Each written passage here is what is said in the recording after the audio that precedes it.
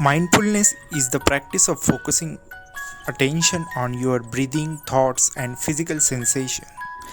This meditation is used to become in tune with sensory information and focus on the present moment. But there are some obstacles to achieve it. Here are some. Firstly, multitasking. Multitasking, we are not made for this thing, but we often do it. Multitasking across arises fight and flight responses.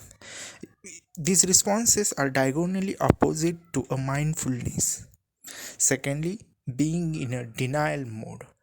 Not properly observing our thoughts, emotions, and behavior and not accepting its true nature means denial to enter in a mindfulness.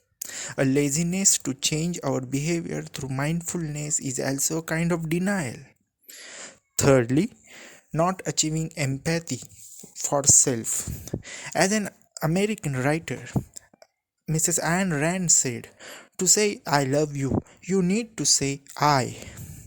It may sound to be a selfish to some listener, but using oneself in a mindless way is as equally as harmful to other human. Example: working hard and cursing self for not achieving targets and mind simultaneously ignoring positive things we have done in that work. Work here, a mindfulness passion is an obstacle to a mindfulness. Fourthly, rationality in a negative way. We, a human being, are rational. As a famous philosopher Descartes said, I think, therefore I am. But over rationality and irrationality hampers a balance between an emotional and rational mind. To have a mindfulness, one needs a delicate balance between these two aspects. Here, an emotional intelligence concept of Mr. Daniel Goleman is highly useful. Fifthly, thinking about past and future. This is a signature feature of being mindless.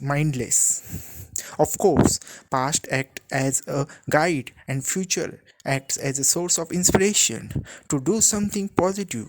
But being in shackles of both lead to a less presence in this moment.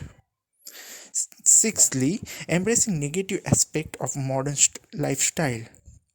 Of course, a modern lifestyle has its own positivity. To achieve a mindfulness, we can use a modern lifestyle. In a globalized world, we can share various ingenious ideas. Excessive use of smartphone, gaming, web series, etc. may lead to more out of this movement. Finally, mindfulness is a skill like any other learning skill like learning a bicycle. Through a practice, it can be achieved.